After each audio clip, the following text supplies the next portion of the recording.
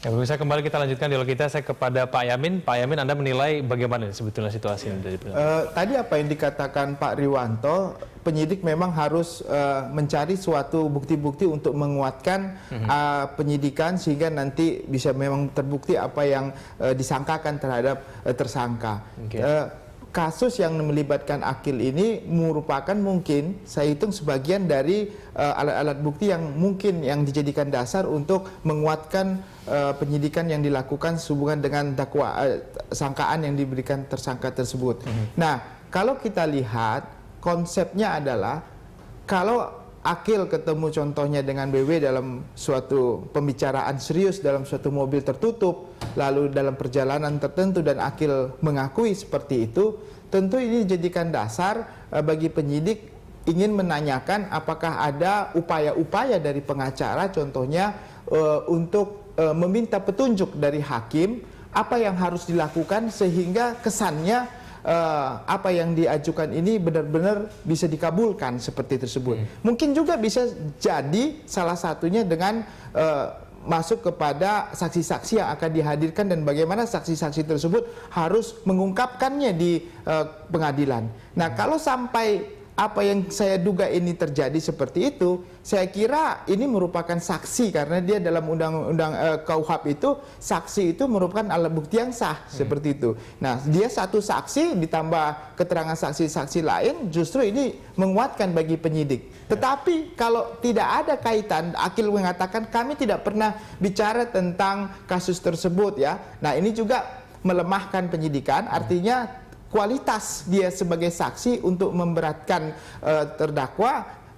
tersangka itu tidak memberikan kekuatan apa-apa bagi penyidik. Jadi dua hal itu yang harus diyakinkan bagi penyidik, apakah dia memang benar memberikan keterangan yang menguatkan penyidik karena ada rekayasa untuk menghadirkan saksi di atas pengarahan pengacara untuk melakukan suatu kesaksian palsu ditambah dengan pengakuan Akil, memang begitu. Tetapi kalau enggak, maka itu kesaksiannya tidak bisa mempunyai kualitas apapun. Baik, Pak Yamin, kalau kita cermati dari pernyataan Pak Akil menyampaikan memang ada pengaturan, tetapi tidak ada transaksi apapun di dalam mobil. Nah, menurut Anda ini masuk akal atau tidak nih sebenarnya pernyataan dari Akil ini? Kalau transaksi itu artinya ada berjening tawar-menawar begitu ya. Substansi itu tidak merupakan hal yang cukup penting bagi suatu proses pidana karena konteks saksi ini menerangkan suatu kejadian bukan transaksional. Berapapun bayarannya ataupun berapapun dealnya itu nggak menjadi nilai kesaksian. Yang menjadi nilai kesaksian adalah kalau dia mengatakan ada keterangan dari pengacara dan saya sarankan untuk seperti ini, lalu pengacara membuat suatu rekayasa atau membuat suatu bantuan kepada saksi untuk menerangkan seperti apa yang diharapkan hakim. Jadi hakimnya mengharapkan keterangannya begini, disampaikan kepada pengacara, lalu pengacaranya oke, karena Anda bilang begitu saya akan buat seperti itu. Padahal orang saksi tersebut tidak ingin untuk berbicara seperti itu. Nah, itulah yang penting, bukan masalah transaksional tadi ya. Baik. Saya kembali ke Bang Alfon. Bang Alfon, kalau menurut Anda kemudian ini seberapa besar Anda meragukan keterangan dari Pak Akil Mokhtar kalau kita cermati dari pernyataan di depan wartawan, Bang Alfon? Jadi begini ya, ini semakin menguatkan dugaan saya bahwa ini adalah rekayasa. Apa yang dikatakan oleh Pak Riwanto itu sebenarnya proses penyelidikan, bukan proses penyidikan. Itu kan untuk menemukan apakah ada dugaan tindak pidana atau tidak. Kan begitu kan? Nah, ini kan dari pasal 242 dikenakan kepada pasal yang lain gitu kan. Nah, harus dilihat dalam proses pemanggilan kemarin itu 242 dan dijuntukan 55. Nah, ini berkemungkinan kepada pasal yang lain. Nah, itu kan saya katakan tadi jadi mengada-ngada, dan itu juga harus dirumuskan lagi. Apakah memang itu dilakukan oleh seseorang gitu kan, yang disangkakan pada saat ini adalah BW gitu. Nah, oleh sebab itu makanya ini menjadi suatu proses penyelidikan, bukanlah penyidikan. Nah, itu makanya saya katakan ini mengada-ngada dan dipaksakan seperti itu. Dan kemudian harus kita lihat juga, kalau saya kemarin itu kan penyidik sudah mempunyai 3 alat bukti yang semuanya adalah surat keterangan, affidavit yang artinya itu adalah mencabut keterangan yang terdahulu yang di sidang pengadilan. Dan kemudian berdasarkan jurisprudensi sebenarnya ini tidak bisa dipakai di pengadilan. Nah, oleh sebab itu makanya apakah ini menjadi suatu kerangka proses penyelidikan atau penyidikan? Kalau misal penyelidikan artinya semuanya harus dibantahkan dan ini dikembalikan kepada organisasi profesi, bukanlah oleh kepolisian, seperti itu. Dan kemudian kalau misalnya kita melihat lagi dalam konteks kasus ini, mohon itu tidak diduga-duga karena ini kan fakta-fakta gitu kan. Kalau misalnya ini fakta-fakta artinya itu di pengadilan, kalaupun itu dianggap sebagai suatu tindak pidana. Nah sekarang kalau itu kita bicaranya artinya sudah pokok perkara yang harus dibuktikan di pengadilan. Nah kalau misal begini jadi bersifat opini. Nah ini agak berbahaya nanti kalau misal seperti itu. Itu kira-kira ininya, Mas. Baik, Pak Rikwanto, kemudian fakta-fakta persidangan apakah memang betul menunjukkan ada keterlibatan Pak Akil maupun pihak-pihak ketiga tadi yang sebetulnya terlibat? Kita belum bersidang ya. Yang jelas kita sedang melakukan penyidikan dan memanggil saksi-saksi. Ya, memanggil itu sudah penyidikan ya. Kecuali kalau nggak dipanggil, didatengin di warung kopi, ngopi, ngobrol-ngobrol, itu penyelidikan. Jadi yang kita sedang lakukan mengumpulkan ya keterangan dari saksi-saksi yang kita panggil ya, untuk menguatkan dugaan sangkaan yang dilakukan oleh penyidik dalam proses penyidikannya.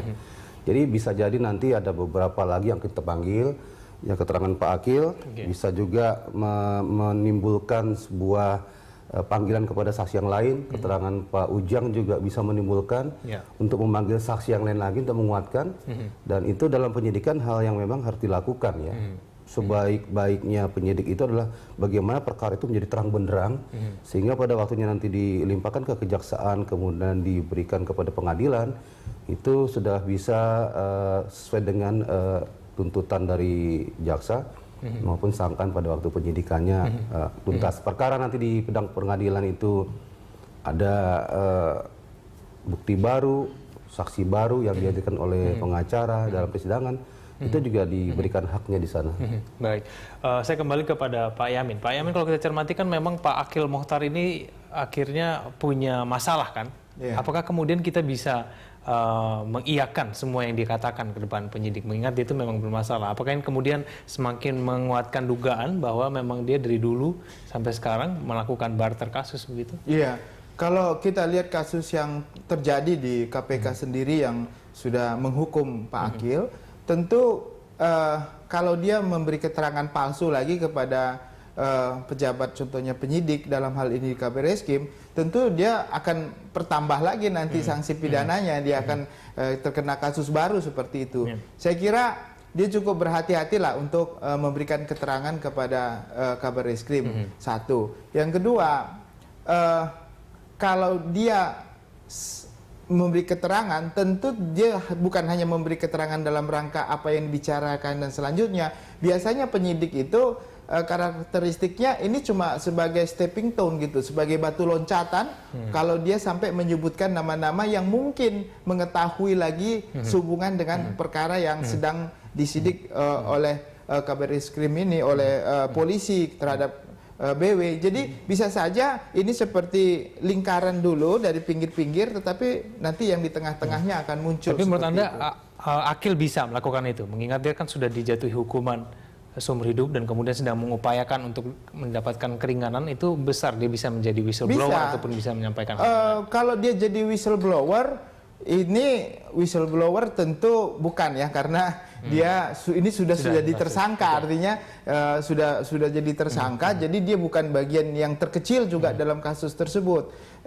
Jadi kalau whistleblower dia bukan jadi tersangka. Tapi menyampaikan nama-nama lain begitu? Bisa saja. Contohnya dia menyebutkan nama-nama selain dia, hubungan BW dengan ada dia ketemu dengan orang lain yang ditunjuk. Mungkin ada mediator ya, ada orang lain yang tidak ketemu langsung dengan hakim. Ada orang lain yang mengoneksikan antara BW dengan hakim lain untuk memberi keterangan palsu. Tapi yang perlu kita ingat, pemberi keterangan palsunya itu kan ada orang yang memberikan keterangan palsu. Orang itu atas perintah daripada BW. Nah, kalau menyuruh melakukan with locker ya, menyuruh melakukan suatu perbuatan, orang yang disuruh itu niatnya sama dengan orang yang menyuruh. Nah, sekarang ada nggak orang lain yang yang bisa dikuatkan untuk menyatakan benar-benar ini loh yang menyuruh adalah BW, bukan inisiasi daripada orang yang disuruh itu sendiri. Baik, kita lanjutkan lagi dialog kita di segmen berikutnya. Pemirsa tetaplah bersama kami di Jurnal Pagi.